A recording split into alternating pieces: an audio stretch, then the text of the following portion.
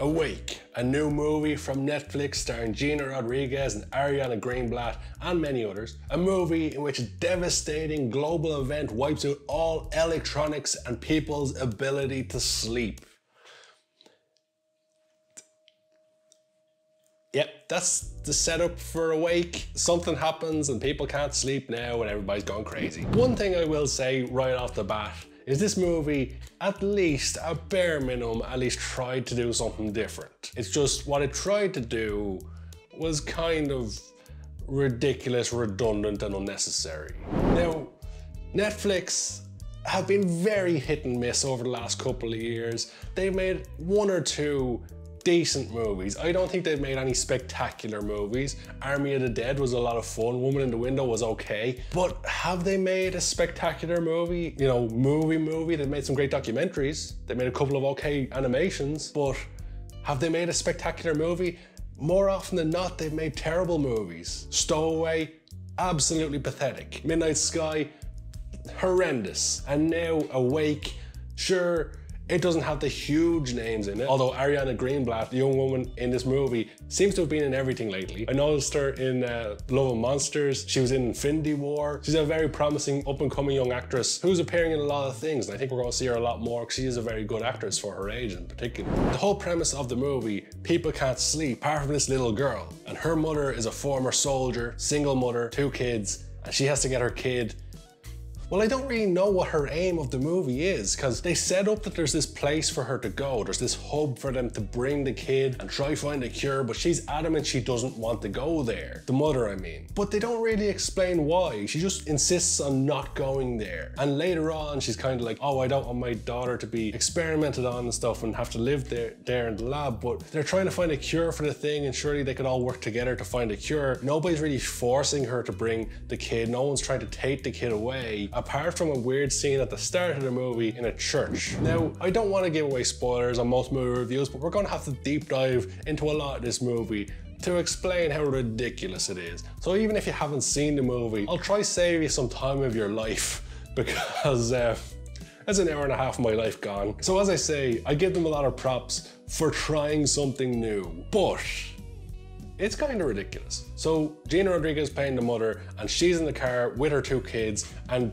all the cars start going wild. They start going all over the road like a glitch in the Matrix. They're all going everywhere. Her car gets rammed off the road, so they all get pulled out of the water, and the young girl is getting CPR and she's resuscitated. But then things start going wrong. Nobody can go to sleep that night. She goes and sits with her son on a bed. They're looking out a window and he says, look at the shooting stars. And she goes, they're satellites. Now, there's no explanation for how she knows they're satellites. She just sees all these things in the sky and just goes, that's satellites. Now maybe she's a satellite expert, I don't know. So it's established that she has to be up for 6 a.m. to go to work. Now I should also state that for some reason, this event where all the satellites fell out of the sky has caused all electronics to stop working, including cars.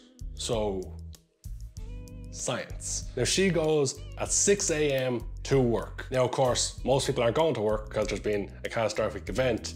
People are getting killed left, right and center with big car crashes apparently. But this was clearly set up so that they could give her loads of information, because when she goes there, a lot of army people turn up. A woman turns up who's like, we're going to the hub place, you have to get to the hub. And she's like, we have a woman who can sleep. We're trying to figure out what's happening. Get your family there. And she's like, no, I'm not going to the hub place.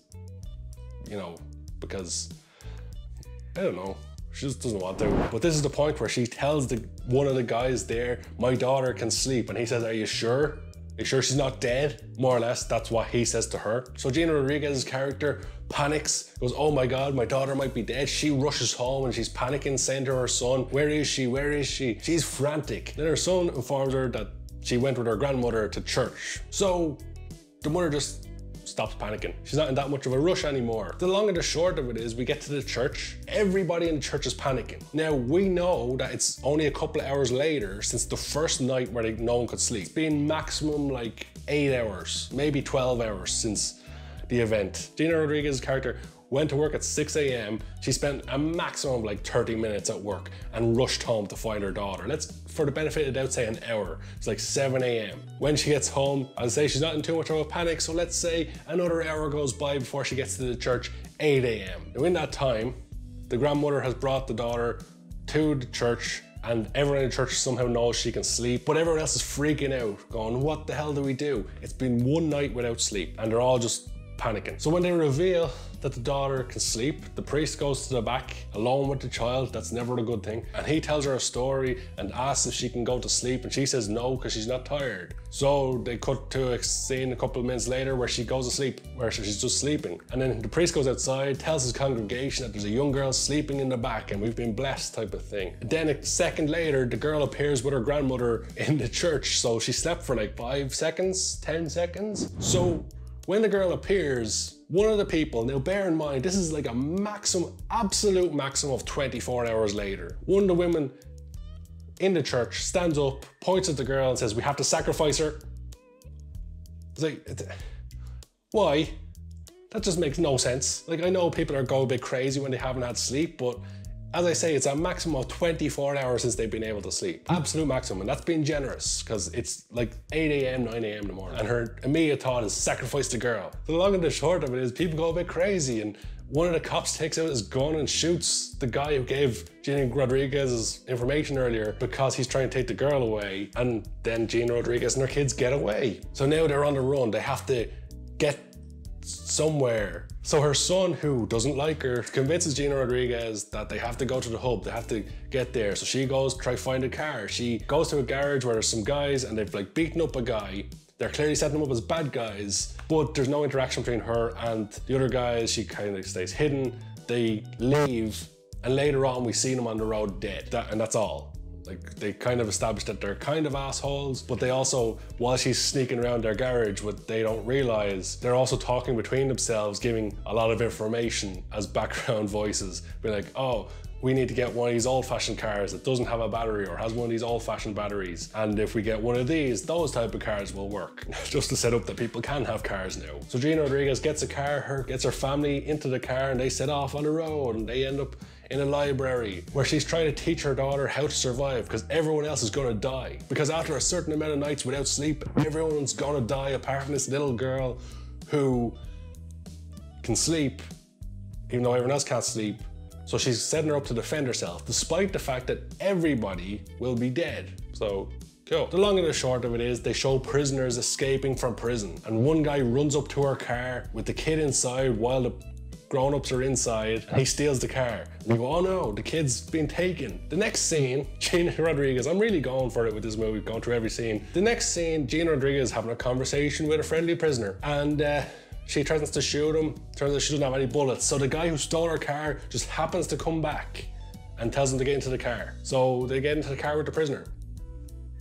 Why not? Now the prisoner is played by Shamier Anderson. I probably botched his name. I apologize if I did. I'm terrible with names. You might notice that if you watch any videos on my channel by now. But you may recognize Mr. Anderson from the movie Stowaway, where he played Michael, the most redundant character in that movie. Check out why in my review if you haven't seen it already. In this movie, he plays the most redundant character again, because I forget the name of his character. I don't know if they even said it in the movie. But for the most part, his character doesn't add anything to the movie. Whether he was there or not isn't going to make a difference. Now you could argue, oh well, he wouldn't have been there in the car to save them from the prisoners. But at the same time, they would have just been able to get in their car and drive away when they saw the prisoners. He doesn't particularly help them in any avenue later on. He's just an extra character to have there. The four of them are now setting off with their new prisoner friend. They come across some naked people on the street, and then they come across like some zombie people, or they're hanging people upside down. All these people start attacking their car and trying to get them out, and ultimately they get away pretty easily. They get through all these obstacles, and that's the thing. Their journey has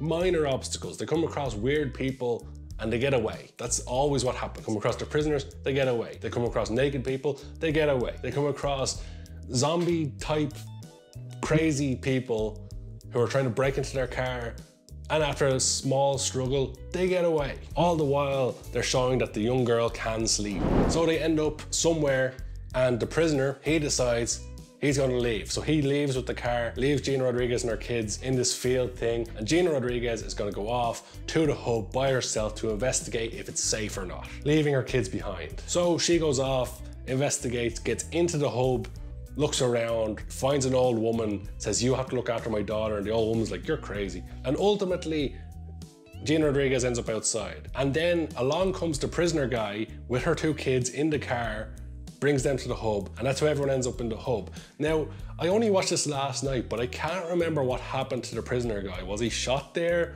or did we just not see him again after this point? It's hard to remember that, because it was so unnecessary of a character. Now, I'm sure Mr. Anderson is a fantastic actor and a lovely guy to work with. He's just been unlucky in 2 Netflix movies in a row that he's played a redundant character that don't add anything to the story and could have been left out of the story entirely and the story would have been the same. They then show like a chimp with its head cut open, but it's still alive because they're trying to release the pressure on its brain, and the kid sees it and all this stuff. Now, bear in mind, they haven't set up like there's a bad guy or someone trying to force them to do a thing or trying to steal the kid to save the day. No, there's no real end goal either. Like, they haven't established that, oh, if we do X, Y, and Z, we can save the world. It's just like, maybe we could do something. Because of the lack of sleep, everyone's getting crazier and crazier and crazier, and a soldier outside sees the pine cone on the ground and assumes it's a grenade. So all the soldiers just start killing everybody, including each other. Chaos everywhere for the sake of it, I guess. Now, surely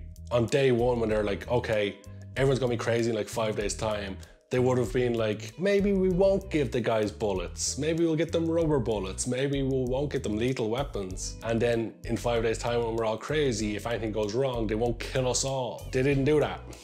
Ultimately, we end up at a point where the son is being an idiot and he's cutting open an electrical wire with a scalpel and says to his sister, Dad showed me how to do this, and of course he gets electrocuted. So the girl who can sleep sees her brother get electrocuted, calls her mom, and they get a defibrillator and they try shocking back to life, but only get 1 shock and they get blasted back. Everybody's knocked out. Cut to the next day, we see the young girl wake up, her brother's on the ground, the mother's lying on top of him, and he's breathing. He comes back to life. He was able to sleep. Very exciting. Didn't see it coming. Definitely not. So it's the next day. Everybody in the place is dead. All the soldiers are dead, all the scientists are dead, all the doctors are dead, apart from the main characters. So Gina Rodriguez is still alive, her daughter's still alive, and her son has come back to life. So another soldier comes along, I think he's from the Navy or something like that, and they have a car outside to like take her away, even though the Navy guy is also a little bit crazy. And then the young girl, as she's bringing stuff outside, suddenly realizes what's happened. That when she went in the river at the start of the movie, she was brought back to life through CPR. And now her brother was brought back to life through the defibrillator. So she's figured out that basically her and her brother were reset, that they started again. So that's how they can save their mother, is by killing her and bringing her back to life.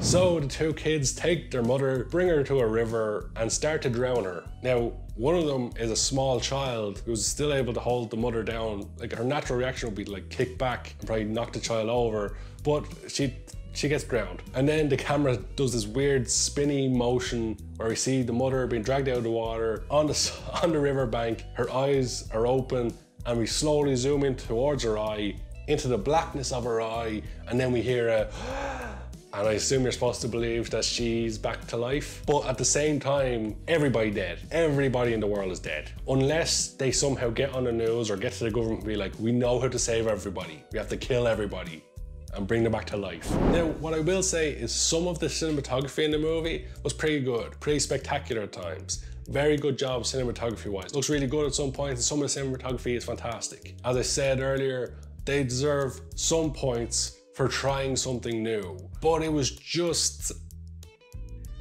stupid. The whole thing is stupid. Like, the whole family trying to get to the hub, but at the same time she doesn't want to go to the hub, is crazy. They had no end goal. Their end goal wasn't to save the world. It was, I don't know what it was. I can understand how the filmmakers might be saying, well, there has to be a lot of craziness within the movie because the characters are getting more and more crazy. So of course, more and more crazy things should happen. And that kind of makes sense. But at the same time, your movie still needs to have an end goal and some logic to it. Now, the actors are all fine within the movie. No one's spectacular in the movie, but I think a lot of that is that they didn't have a lot to go off. It wasn't the strongest script. They weren't particularly strong characters. It's weird again that there's no like bad guy or villain or someone trying to take the kid away to like experiment on her. They're like, maybe you could go to the hub if you want to. And she's like, I don't really want to. But then the kids are like, well, we have to. And she's like, okay. let's see if it's safe, and they end up there anyway. But I'd love to know people's opinions on Awake, because maybe someone out there thought this was the most unique, inventive movie of all time. There's always a few crazy people out there who like these terrible movies. I want to know your opinions on Awake. Were you just blown away like I was at how insanely bad it was? I wanted this movie to be really good. From the trailer I had high hopes, but pretty much all the key points of the movie are in the trailer.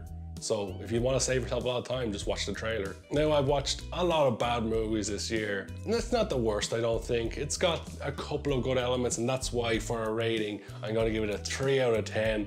Not the worst, but certainly not good at all. If you enjoyed today's video, I'd really appreciate if you either hit that subscribe button or share this video on your social media and tell everybody about your new favorite movie channel by an Irish man with a cool Guardians of the Galaxy poster in the background. With all that said and done, thank you so much for watching.